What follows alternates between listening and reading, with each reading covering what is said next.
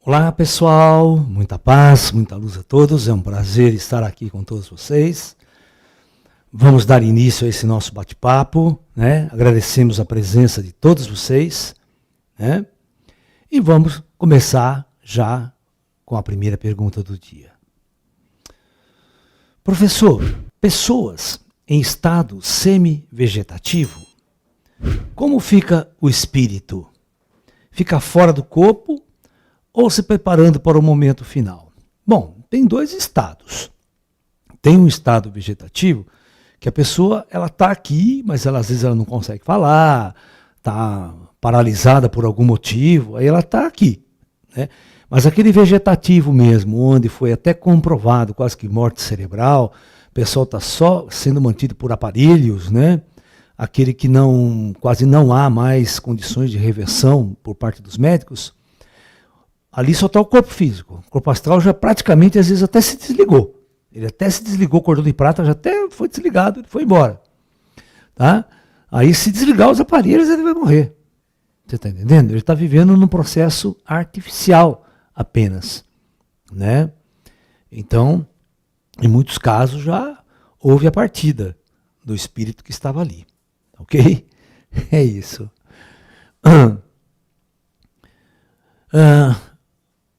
Por que os irmãos estelares de 2,5 metros, aqueles altos chamados pleiadianos, entre aspas, né, são restritos e sérios, ao invés de estarem com expressão, amor e alegria por serem iluminados?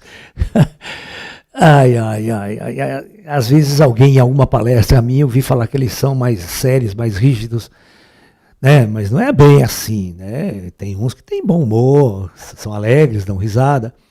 A única coisa é que eles são bastante sérios no que fazem, eles não gostam muito de brincadeira, né?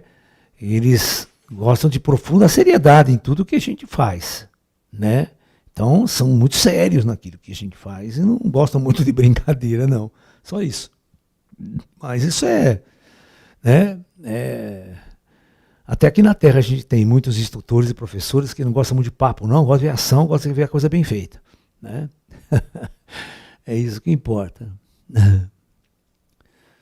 Professor, todas as religiões são uma manipulação para o controle da humanidade? E Deus não é esse ser que as religiões ocidentais pregam? Bom, em primeiro lugar, é óbvio que Deus não é, né, essa coisa que as religiões ocidentais pregam. Tá? Na verdade, é muito simples você entender a coisa. Se a gente for lá no grande mestre Lao Tzu, né, que escreveu o famoso Tao Te Ching, o pensamento taoísta chinês, o primeiro texto do livro, é um livro com 81 poemas, né, versando sobre a vida, sobre a natureza do homem aqui na Terra, sobre o Tao, né, esse processo todo de existência nosso. No primeiro texto, ele vai discutir essa coisa que a gente chama aqui de Deus. Então, a primeira coisa que ele coloca, eu já vou resumir para vocês em termos mais português alto e claro, ele diz assim, ó, o homem é um ser tão ignorante, o estado que nós nos encontramos é tão primitivo, que ainda tem terraplanistas na Terra, para você ver como é que funciona a coisa. Né? O ser humano é tão ignorante que ele não sabe nada sobre ele mesmo. Você não sabe nem a vida passada sua, você não consegue entrar dentro de você. Sabe? Você não tem... Agora que a astrofísica está descobrindo um pouco sobre o universo, sobre lá fora. Mas a gente não tem a mínima noção de nós mesmos. E todas as religiões foram feitas há 2, 3 mil anos atrás, quase. Certo? Lá, mais ainda que o ser humano era ignorante. Então, o que o Lao Tzu disse? Que jamais o homem nesse estado de consciência, que não faz a ideia nem sobre si mesmo, que é o si mesmo, ele vai poder criar uma ideia de Deus, um modelo de Deus, e achar que vai estar correto, e achar que vai estar certo.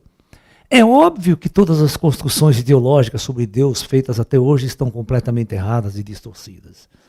O homem não sabe nem sobre ele mesmo, né? Como é que ele vai querer entender de algo que está muito além de sua capacidade de percepção, de entendimento e de compreensão do universo e de toda a criação?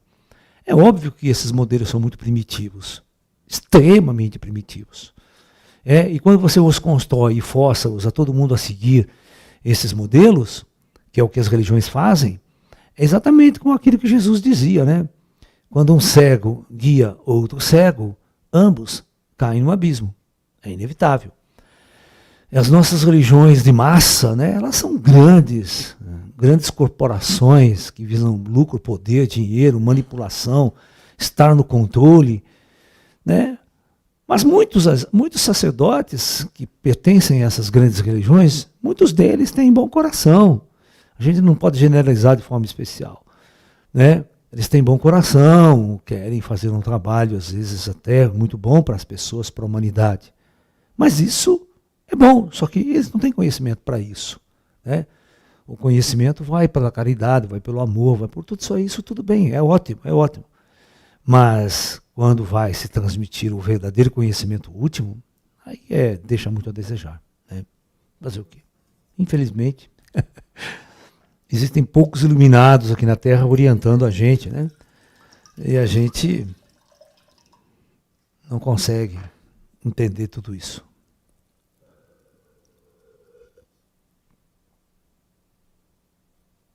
Em uma de suas viagens astrais, até o mundo intraterreno, você nos conta que um guardião não deixou o senhor entrar depois de uma brincadeira. Isso é uma atitude de um ser superior? Pode ter certeza que é. A atitude de um ser inferior foi a minha. Tá? Foi a minha. Eu recebi uma puta de uma lição ali. Eu não faço mais isso até hoje. Né? Eu era muito jovem, né? Eu sempre fui bem-humorado, sempre fui uma pessoa assim, meio extrovertida. E a gente tem que saber usar isso no lugar certo, na hora certa, no momento certo, né?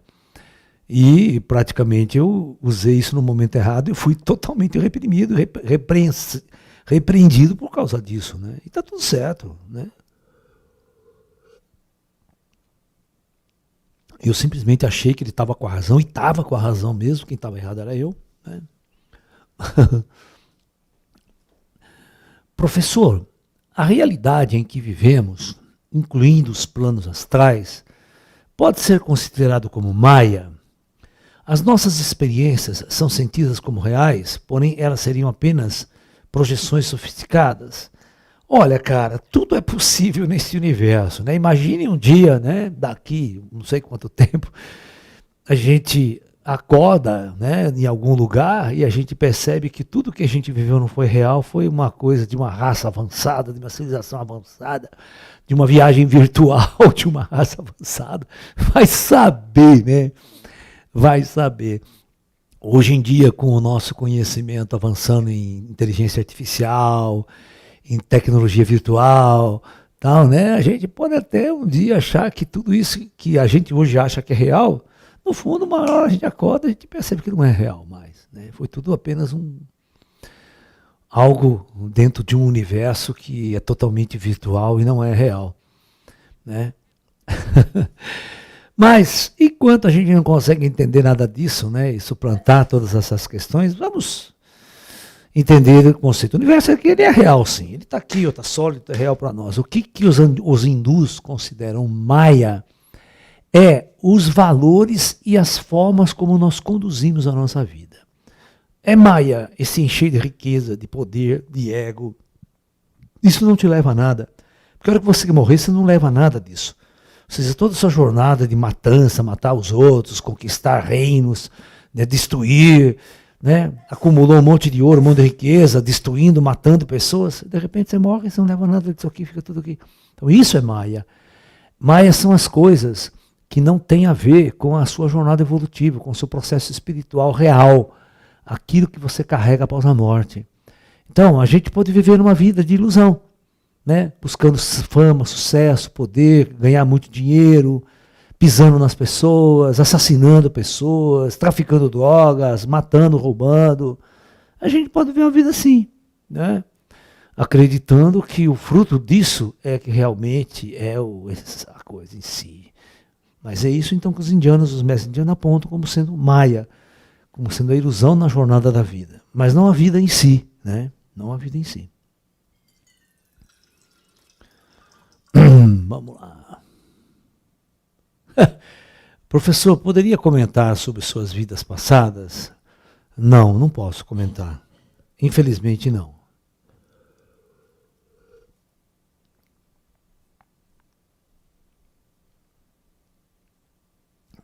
Porque às vezes é engraçado, né? As pessoas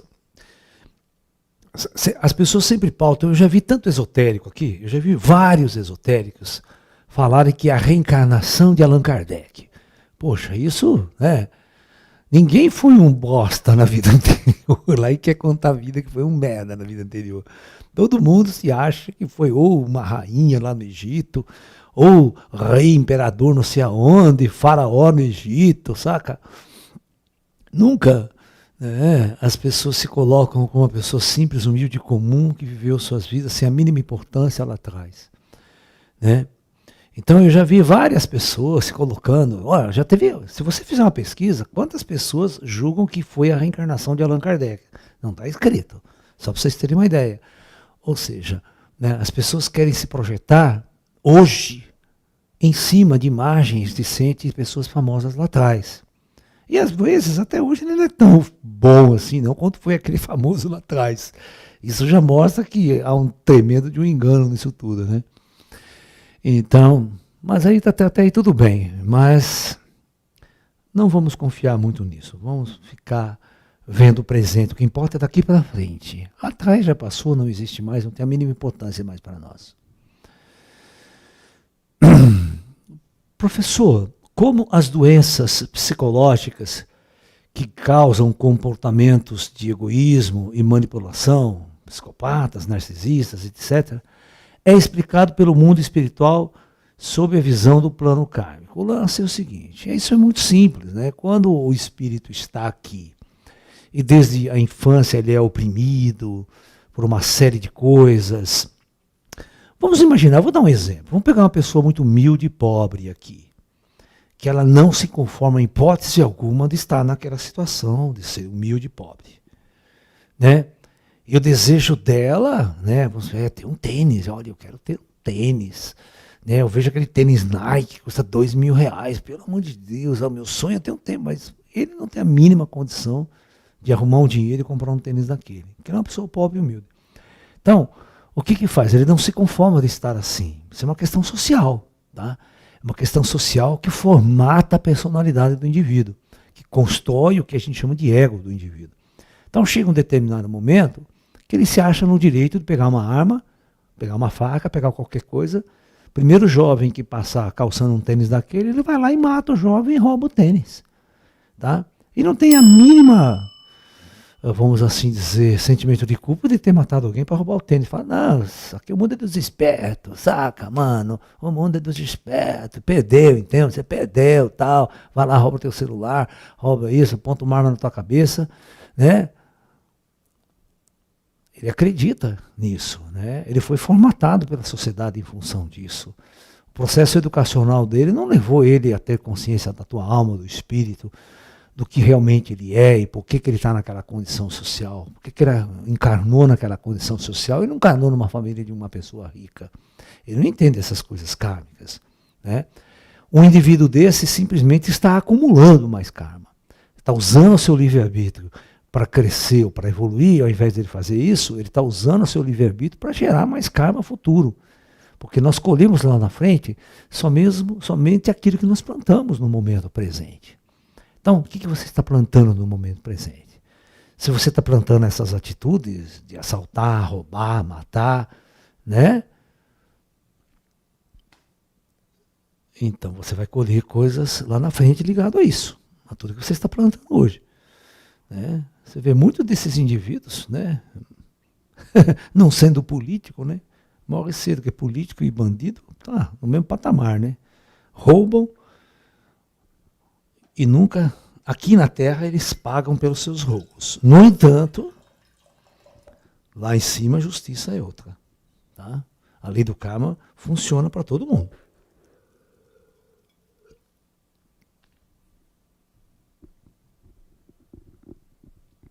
Professor, recentemente entrei no mercado de trabalho e já preciso lidar com tanta futilidade e pessoas literalmente se comendo vivas. Onde devo atuar focando no bem maior e no futuro do planeta. A nossa sociedade aí fora é isso aí, né? É um lixo, né?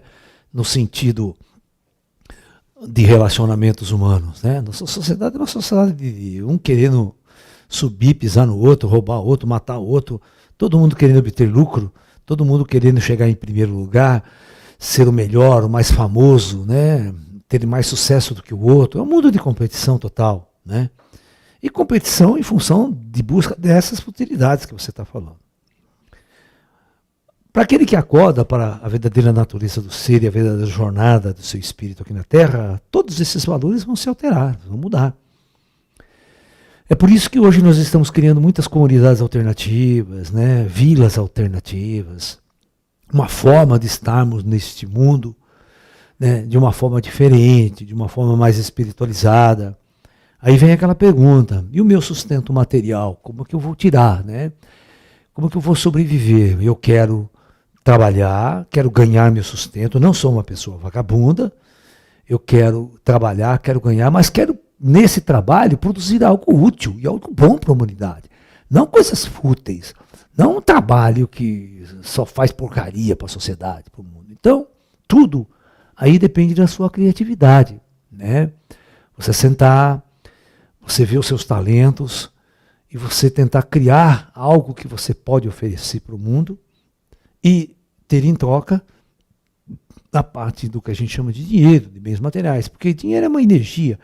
Eu faço algo, eu movimento uma energia e as pessoas retornam essa energia comigo.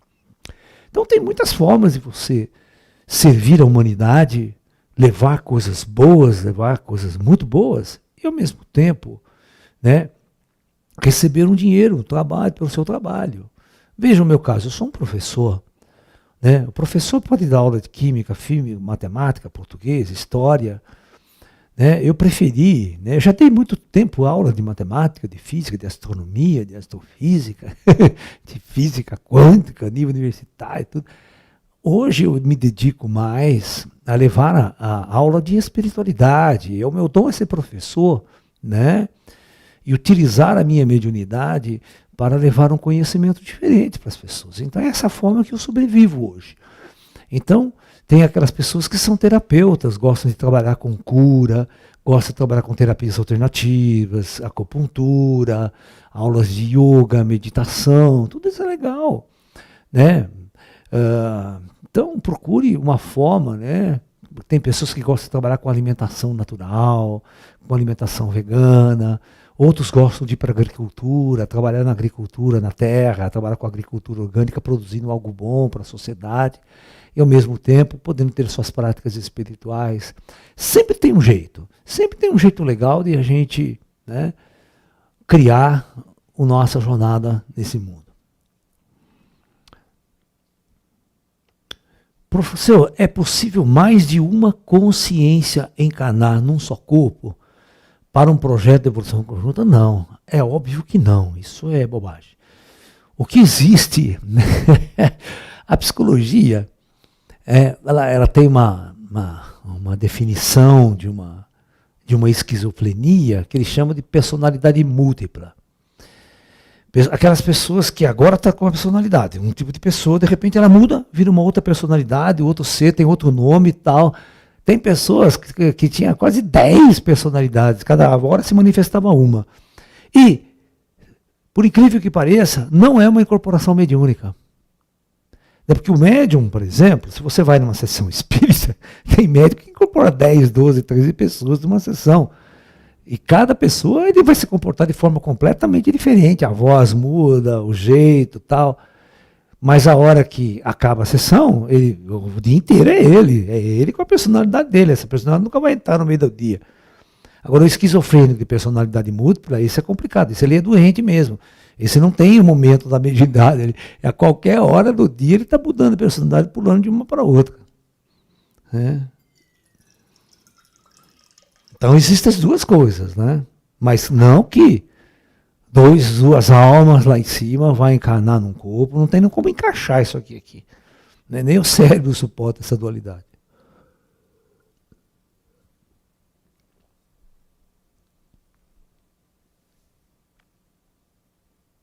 Muito bom. Deixa eu ver a pergunta, Juliana.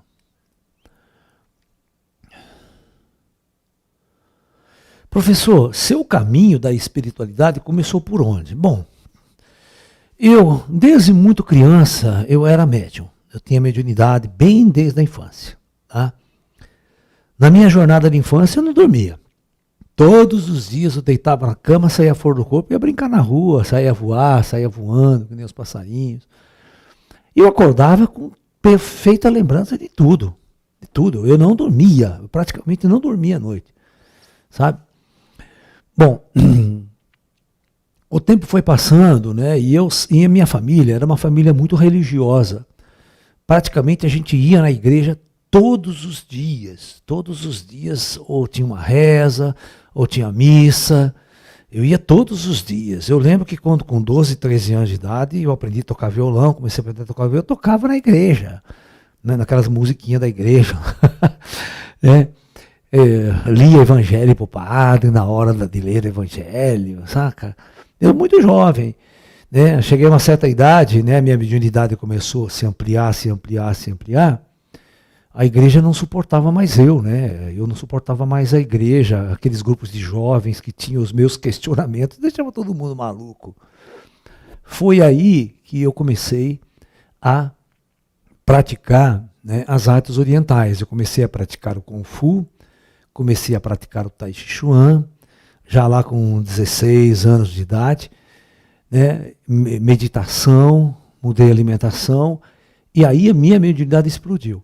Quando a minha mediunidade explodiu nesta época, eu tive a oportunidade e um privilégio de receber espíritos orientais para me conduzir na vida. Mestres chineses, né, alguns hindus também, esses de linha oriental começaram então a me treinar e desenvolver ainda mais a minha mediunidade e todo o ensinamento, né, de um comportamento de como seria um médium nessa jornada. Até que um ponto da minha vida, né, quando eu estava bem maduro, os extraterrestres entraram também. E, claro, nesse meio tempo eu fui fazer física na Unicamp. Né? Eu sempre fui considerado, assim, na escola, que era um gênio em matemática, física. Para mim era tudo muito fácil. E aí eu fiz cursinho, entrei na faculdade, entrei na Unicamp. E logo no primeiro ano de faculdade eu já comecei a dar aula, né, de matemática, de física para sobreviver, que eu vim de uma família muito humilde. Eu tinha que largar o serviço para fazer a faculdade o dia todo e arrumar um emprego de noite, né, para sobreviver. E minha coisa foi assim. Né, eu fui dar aula de matemática e física, já no primeiro ano de cursinho, de faculdade. Já comecei a dar aula em vestibulares das faculdades também, já no primeiro ano. E fui levando a minha vida, essa dualidade, esse esforço, treinando Kung Fu, treinando Tai Chi. Depois eu comecei a dar aula de Tai Chi, de Kung Fu também. Né? E a minha mediunidade sempre explodindo cada vez mais. E eu terminei a faculdade com bastante esforço. Comecei mestrado, foi a pior coisa que eu fiz na minha vida. Aí chegou um momento dessa jornada que os ETs entraram na minha vida. A partir daí eu abandonei tudo. A partir daí eu abandonei essa carreira científica, universidade, dar aula em cursinho. E montei eu já tinha uma escola, um espaço holístico, né? Daí eu sobrevivi só com aquilo e fui dedicar minha vida exclusivamente ao caminho e à jornada espiritual. E não me arrependo até hoje do que eu fiz. Faria tudo de novo. Professor, quando coisas desagradáveis acontecem com a gente, exemplo, perdas, roubos, etc., quais os questionamentos e aprendizados podemos tirar a nível espiritual? É muito simples, meu filho. Essa é a coisa mais simples do mundo. Isso os mestres espirituais, Jesus já tem dito milhares de vezes essa mesma história. Deixa eu explicar. Quando algum ladrão entra em sua casa e te rouba, certamente ele não te levou absolutamente nada que lhe pertence. Porque aquilo que realmente lhe pertence, nenhum ladrão rouba. Você tem que entender que aquilo que realmente lhe pertence é aquilo que você vai levar depois da morte. Tá? Essa filosofia é a mais simples de todas. Se alguém te rouba um celular, se alguém te rouba um tênis, uma bicicleta, te rouba o teu carro, né? Eu vou contar uma história engraçada do roubo de um carro meu. Tá? Roubo de um carro meu. Eu tinha uma caminhonete Saveiro 86. velha pra caramba. Ela era verdinha, tal. Mas era o único carro que eu tinha. Era meu e do meu irmão. Meu irmão trabalhava na oficininha aqui, eu só tinha aquele carrinho velho para ir para andar para baixo e para cima, para dar meus cursos, tal. E em frente à minha casa, um dia, pum, o ladrão roubou. Chegamos lá fora, puta, cadê a caminhonete? Não tinha seguro, não tinha nada, não tinha dinheiro para comprar outra. Né? Meu irmão ficou muito chateado, muito triste, porque o caminhão que ele trabalhava vinha para levar os móveis dele, que era marceneiro, comprar madeira, para levar os móveis e tal. E eu também não tinha mais, tinha que pegar o busão de novo, você tinha que entrar em algum lugar. E, né? Passou praticamente uns 9, 10 meses, a gente reencontrou a caminhonete, tá? Pintada de branco, estava mais bonitinha até, e aí devolveram para a gente a caminhonete, mais ou menos 9, 10 anos depois, 10 meses depois. Né? Foi muito engraçado isso, né? Porque as coisas acontecem, né? Mas pode acontecer das pessoas, já me roubaram coisas. Olha que interessante, uma época, eu tinha um espaço em Campinas, e eu queria fazer uns trabalhos de editar vídeos, né? Eu juntei muita grana e comprei uma mesinha de edição de vídeo. Naquela época era tudo VHS, viu? Não tinha nada digital, o computador que vocês estão vendo hoje aqui, que é tudo muito mais fácil. Paguei uma grana, um cara trouxe dos Estados Unidos para mim, estava no armário. Você acredita? Olha, vocês acreditam que nós estávamos numa reunião, sabe aquelas reuniões mediúnicas de meditação que a gente faz lá no fundo da escola? E eu era aberta, assim, as pessoas vinham quem queria. Você acredita que chegou gente ali? Nós fomos para a meditação, um desses carinhas era bandido, era ladrão. Ele não foi para a meditação, a hora que todo mundo foi, ele foi, roubou a calça, roubou o dinheiro, carteira de todo mundo que ficava lá, porque as pessoas trocavam de roupa, para outra roupa mais folgada, numa sala lá né? E levou essa mesa de edição minha de vídeo, levou tudo, um monte de coisa que eu tinha lá também. Aí eu coço a cabeça e falo, puta merda, né? Vamos começar tudo de novo, né? Fazer o quê? Né? Nós estamos num ambiente, quantas vezes as pessoas não entram, roubam santo de igreja, né? Rouba ouro de igreja. Fazer o quê? É o mundo que você vive, você tem que falar assim, deixa pra lá, né? Vamos continuar a minha jornada aqui, não posso juntar ódio no meu coração, né? Não posso ficar maldizendo a humanidade. Tá? A gente tem que entender que isso aqui é uma floresta, a gente tem que só tomar cuidado, só isso, né? Seja o que Deus quiser daí para frente. A gente tem que tentar entender, vibrar o amor sempre, sabe? Alguém rouba essas coisas da gente, deixa pra lá, não precisa se matar por causa disso, não. A gente consegue outra coisa. Professor, os vírus seriam inteligências artificiais extraterrestres? Não só os vírus, mas todas as formas de vida que existem nesse planeta, desde as primeiras bactérias. Tudo é uma implantação artificial. Tudo é uma construção de inteligências artificiais. A vida, essa vida biológica, ela é totalmente 100% artificial. Não existe natureza nela. Né? A natureza, por si só, jamais faria um sistema biológico organizado. Não faria, porque gasta energia. E a lei fundamental da física sabe que nenhum sistema físico gosta de gastar energia para sobreviver, para existir. A tendência é não gastar energia, é ir para o estado de entropia máximo. E a forma... vida biológica, a vida é um sistema totalmente entrópico. Ela não deveria existir na natureza. Por si só, não. É a mesma coisa um carro. Vou fazer uma seguinte pergunta para vocês.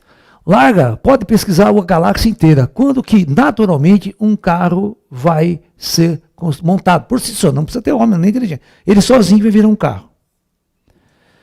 Você vai falar, nunca isso vai acontecer. Então você quer que aconteça um organismo biológico como esse, que é 1 bilhão de vezes mais sofisticado que um carro, e está aqui funcionando. Você acha que isso é natural? Né? Claro que não.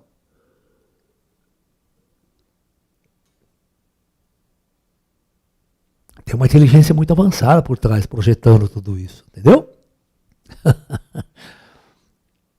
Professor, o que é geometria sagrada? Isso realmente existe? Olha, eu sou um físico, sou um matemático, existem coincidências numéricas, existe um estudo por aí, tá? Existem certas questões. Aquilo que o ser humano chama de sagrado para ele, tá? Muitas vezes emperrou, estou falando para vocês, emperrou o desenvolvimento da própria ciência e do próprio crescimento da humanidade. Deixa eu explicar, vou contar uma história muito interessante de Johannes Kepler, ok? De Johannes Kepler. aquele que escreveu as famosas 3 leis de Kepler da astronomia. Esses caras, além de grandes matemáticos e geômetras da época, da Idade Média, eles eram religiosos, muito religiosos, místicos ao extremo. E ele acreditava nisso que você acabou de falar da geometria sagrada. Né? Uma geometria sagrada. Que seria, na verdade, por exemplo, pega o círculo, né? Ou a circunferência. Não existe objeto mais perfeito do que esse. Eu olho para a Lua tem esse formato. E eu olho para muita coisa na natureza, tem esse formato. Então o círculo é a geometria sagrada. Deus vai usar a sua criatividade para construir o universo em cima desta forma perfeita. Então, quando os cientistas da Idade Média começaram a entender que o Sol era o centro, o sistema geocêntrico, né, de Nicolau Copérnico, agora ele entendia que os planetas, todos os planetas giravam ao redor do Sol numa circunferência perfeita. Porque essa circunferência perfeita era uma geometria sagrada, divina, é como Deus escreve o universo. Utilizando geometria sagrada. Né? Você está me entendendo? Igual a sequência matemática Fibonacci, né? E aquelas coisas todas. Né? O Φ, né? O número π também, da relação matemática entre o comprimento da circunferência e a relação entre comprimento dividido pelo diâmetro da circunferência, se encontra sempre essa constante matemática, π. E para todos os ciclos, então isso era uma coisa muito perfeita, uma coisa muito divina, muito maravilhosa. Né? Mas, quando Johannes Kepler ele foi pegar todas as anotações de mais de 30 anos de observação do movimento do planeta Marte no céu, e de alguns outros planetas, feito por Tycho Brahe, um rico astrônomo milionário da época, o Johannes Kepler, que pegou essas cartas, foi contratado pelo Tycho Brahe para usar essas cartas, para entender como é que era a matemática da coisa, ele percebeu que o planeta Marte não se encaixava jamais numa órbita circular ao redor do Sol. Porque se o planeta Marte girasse, presta atenção, ó, se ele girasse numa órbita circular, certamente a sua velocidade teria que ser constante. Ok? Mas aí o que acontece? Ele observando as tábuas de Tycho Brahe, ele percebeu que o planeta Marte ele variava muito a sua velocidade nessa órbita aqui. Ora, ele acelerava, porque ele chegava num ponto, ele tinha uma velocidade máxima, atingia uma V máxima. E depois ele ia freando, diminuindo, e chegava num ponto oposto, né? Ele tinha uma velocidade mínima. Ou seja, ele não entendia. Isso não se encaixava absolutamente numa geometria circular. E ele tentou encontrar a resposta. E baixou daqui, baixou dali, então, porque Deus não podia escrever errado, Deus tinha que usar o círculo. Até que depois de muitos anos, ele falou assim, vá a merda essa geometria sagrada. Vamos mudar essa geometria, porque não vai, esse planeta não vai funcionar. Então foi aí que ele desenvolveu sua primeira lei de Kepler, né? Que ele pela primeira vez admitiu que essa geometria sagrada não existia de verdade, e que, na verdade, o Sol estava aqui, e necessariamente a órbita marciana era algo assim. Uma elipse. Onde aqui seria o periélio, e aqui seria o ponto mais afastado, afélio. Né? Então ele percebeu que aqui a velocidade era máxima, e aqui nesse ponto a velocidade era mínima. Né? Quer dizer, mínima. E isso só acontecia porque o Sol tinha uma força de atração gravitacional, que aí ele já aventou a possibilidade de existir a força gravitacional, uma força de atração, reforçando a lei de Newton, né? Que mais para frente Newton vai pegar essas equações dele, essa intuição, e vai criar a demonstração matemática das ideias de Kepler. Então, essa é a primeira lei de Kepler. Que necessariamente qualquer corpo celeste que circule outro corpo celeste, né, de massas diferentes, necessariamente a órbita será elíptica. Necessariamente será elíptica. E o Sol ocupando um dos focos da elipse. Acabou a geometria circular sagrada. Acabou. Né? Então, a natureza não se encaixa tão bem na nossa visão de mundo. Esse é o problema. A natureza tem suas escolhas, né? Aí que está o problema. A nossa visão de mundo é que é primitiva, não a natureza que ela é. É nós que não compreendemos direito ela. Né? Então dá esses problemas.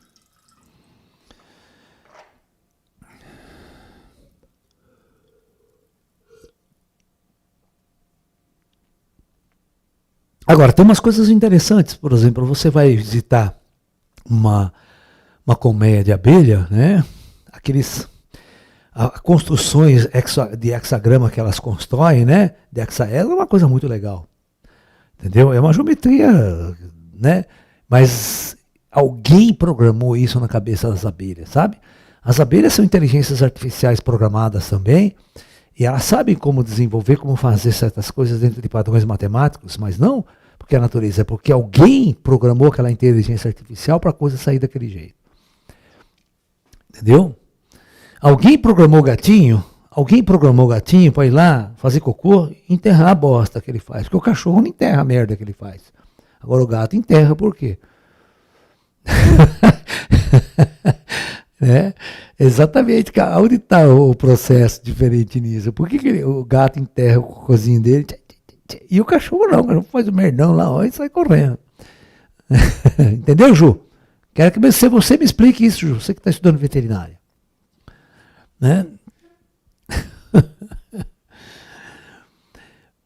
Professor, qual sua principal dica, né, para quem quer largar de vez a carne, mas ainda sente dificuldade? Bom, você faz o seguinte, começa a ir em restaurantes vegetarianos naturais e você vai ver aquela farta quantidade de comida, de tudo quanto é tipo, e não tem carne. Você vai sair satisfeito, você vai sair bem alimentado e nem pensa que existe carne. Você está me entendendo? Você pega uns bifes de soja, acebolado, você vai substituindo devagarzinho, né? E você vai ver que é uma coisa muito interessante. Quando você mesmo lembrar, você não está nem aí mais com esse negócio de carne. Né? Começa a procurar a variedade, saber lidar com essa variedade, você esquece que existe.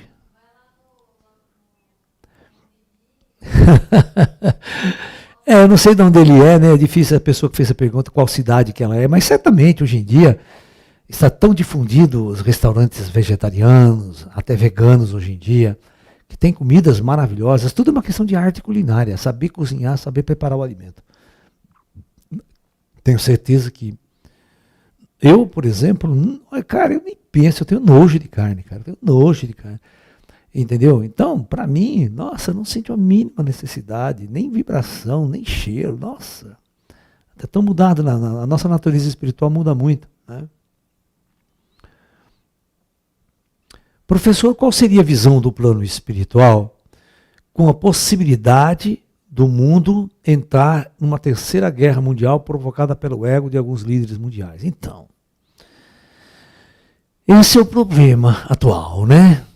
O que é esse mundo que está aí de poder, de ego, de invasão, que o Putin se acha no direito de entrar lá, matar milhares, né, de pessoas em outro país, para suplicar o seu poder, implantar pelas armas, pela guerra. Cara, essas raças de seres que estão aqui são tão primitivas, são tão egocêntricas, que vai demorar muito para esses caras entrar numa era de espiritualidade, de evolução espiritual individual. Né? São pessoas muito primitivas, e nós estamos misturados nessa primitividade desse mundo, querendo evoluir, querendo se afastar de tudo isso. O plano espiritual sabe, desde que o homem é homem, que foi colocado neste mundo, a guerra, os conflitos Foi a base da civilização humana. Foi a base. Você coloca o ser humano nessas condições, ele vai guerrear, ele vai matar, ele vai lutar pelo ego, pelo poder, pela fêmea, pelo sexo. Né?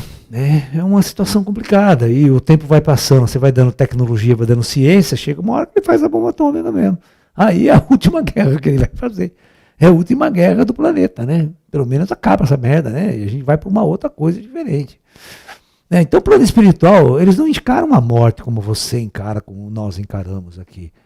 A morte para eles é algo totalmente natural e simples da jornada humana. Todo mundo vai morrer, mais cedo ou mais tarde. Se a gente morrer todo mundo junto, é uma festa, né?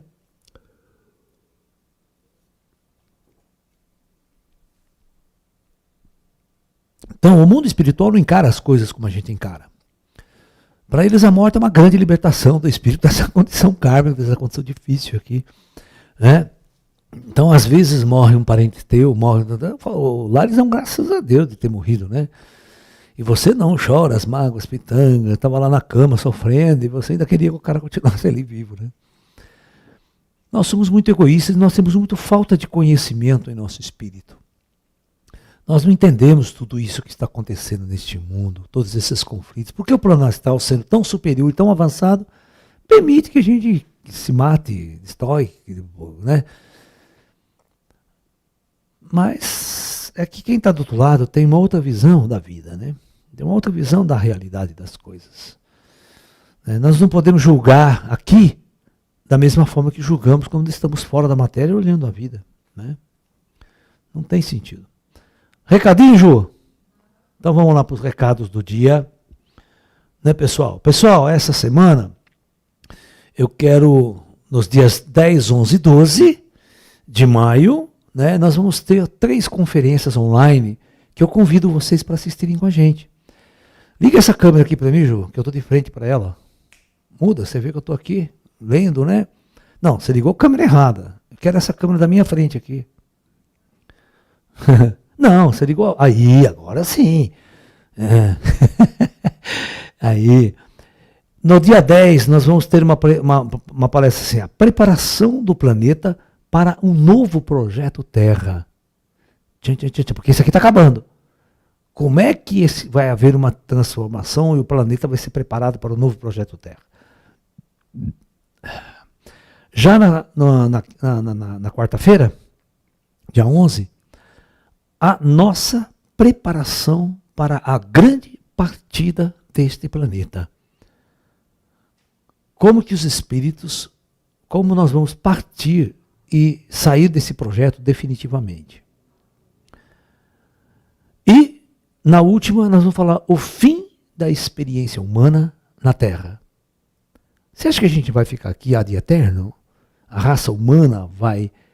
Os livros de ficção científica, né, que é os filmes, Star Trek, está lá 2.700 e pouco, né, ou seja, 3.000 no futuro, as pessoas só continuam o mesmo ser humano, guerreando, se matando, conquistando outros planetas da galáxia, saindo com naves, né? Porra, é claro que não vai ser nada assim, cara, isso é uma grande bobagem, uma grande mentira. O ser humano não vai continuar, né, a base dele nesse mundo. A base do ser humano nunca foi nesse mundo. Né? O ser humano está vivendo uma experiência que nasce, cresce e morre. A alma não, a alma ela vaga pela galáxia já faz tempo. Quando a gente descobrir tudo isso, ninguém vai escrever mais livro de ficção científica babaca desses aí que tem por aí. Tá? Jornada nas Estrelas, por exemplo. Jornada nunca vai existir. A gente nunca vai avançar daqui 300, 400 anos no futuro, com uma nave espacial, sair da Terra, vamos explorar novos mundos, novos planetas, como se a gente fosse, né? É muito engraçado. Deixa eu contar uma história engraçada para vocês, né? Por exemplo, eu gosto demais, eu gosto de ficção científica, eu adoro. Né? Todo físico adora ficção científica. E eu acho que Star Trek foi uma das primeiras ficção científica bem feita, bonita, né? Lá da década de 60, 70, aquela série clássica que nós chamamos com o Capitão Kirk, com o Spock e tudo mais. Aí depois os caras tentaram fazer umas séries, né, outras imitando um monte de coisa, fizeram o Capitão Jean-Luc Picard, foi bom também, né, não achei legal, mas depois disso veio uma pior que a outra. Essa última Discovery que fizeram foi um lixo total, né, uma lacração total. Né. Agora, olha só, eles perceberam que fizeram a maior cagada da história. Eles perceberam, os escritores, os produtores, que, desculpa, foi um fracasso total de bilheteria, né? Ou seja, de televisão, porque não foi para bilheteria, foi para os streamers. Né? Fracasso total. A atriz não tem nada a ver com o papel dela dentro de uma Enterprise, pô. Não tem nada a ver, é uma outra coisa. O que eles fizeram? Voltaram agora a fazer exatamente como a década de 60. Eles inauguraram o primeiro capítulo da Jornada nas Estrelas, com o Capitão Pike, com a história antes do Capitão Kirk. O Capitão Kirk vai entrar na história e com aquela camisetinha amarelinha, só a nave um pouquinho melhor, os efeitos e tal. Mas a história e como... Porque esses, né, a explosão, é tudo quanto é lá, aquela putação, o cara, o filme virou estressante. Não virou um filme de inteligência, de coisas, né? Que era a série clássica. Você pega esse seriado, esses filmes, esses movies que fizeram, né? Sem o Capitão Kirk, esse novo, é 3 minutos, é putação, você fica estressado de assistir o filme, cara. Não tem história, só tem ação. Não.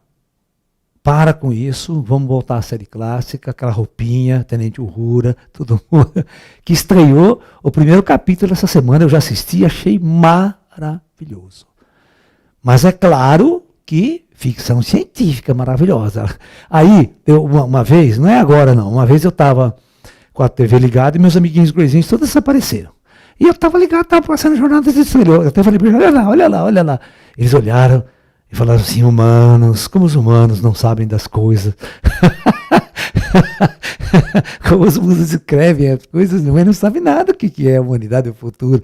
Tem uma mínima noção do mundo espiritual, da vida em outras dimensões da realidade, né? Acha que o ser humano vai viver daqui 1000 anos, vai sair com nave espacial para explorar o cosmos, né? Isso nunca vai existir, isso é bobagem. Tá? Então é isso, a gente dá risada, mas é importante. Vamos lá para mais perguntas, Chu? Atlântida possuía armas superiores às nucleares? Sim. Sim. Aqui também nós possuímos hoje armas superiores às armas nucleares. Só que tem um problema.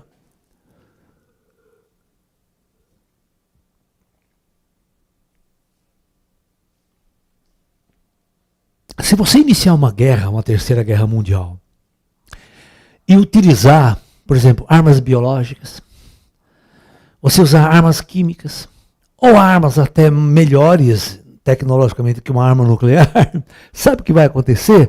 O teu inimigo não quer saber, ele retalha você com a arma nuclear que ele tem.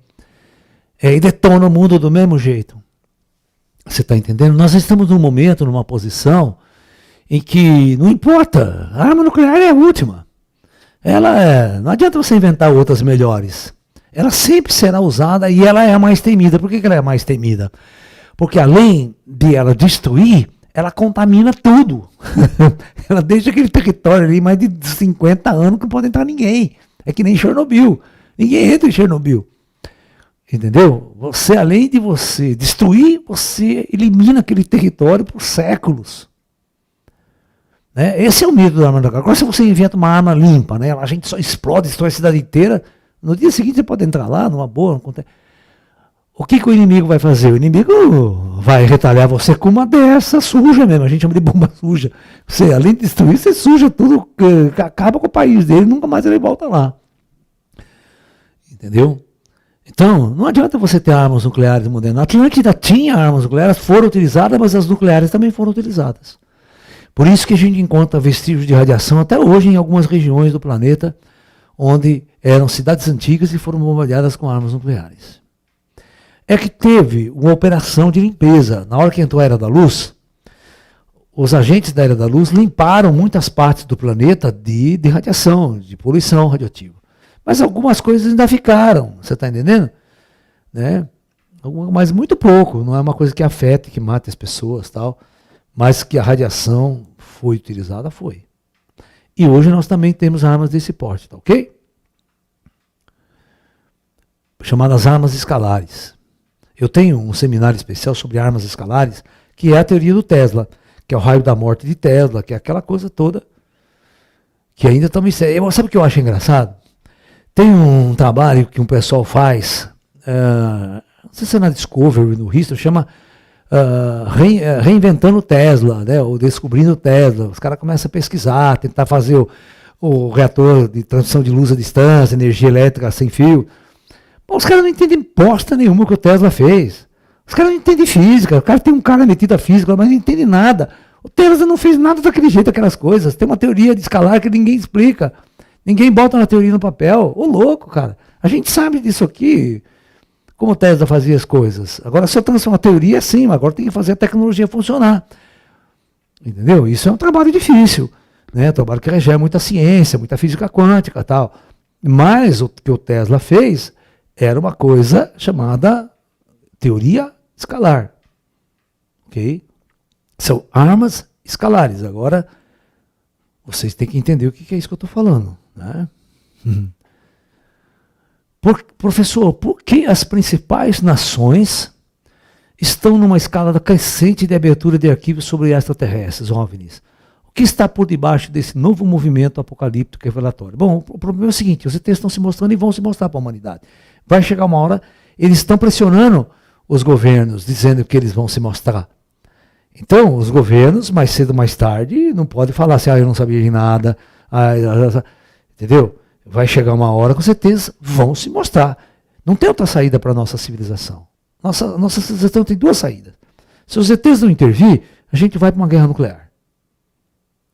Tá? Então vocês escolhem que vocês querem uma intervenção extraterrestre ou o mundo, deixar o mundo ir para o caos que for. Então nós estamos nessa berlinda. Os ETs se aparecem, muda radicalmente os destinos da nossa humanidade, ou a gente muda destruindo o planeta. Tem duas opções.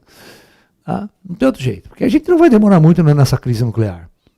Né? Rússia, OTAN, Estados Unidos, eles vão, uma hora eles vão. Se não for agora, não digo nada, né? Porque os negros estão. A Rússia está com a pulga atrás da orelha lá. Ela não vai ganhar aquela guerra. Porque os ocidentais não vão deixar a Rússia ganhar essa guerra nuclear, nem pagando. Não vai deixar. Vai enfiar arma de tudo quanto é tipo, até arma moderna na mão dos ucranianos, para impedir que a Rússia tenha qualquer sucesso nessa guerra. Isso que pode complicar.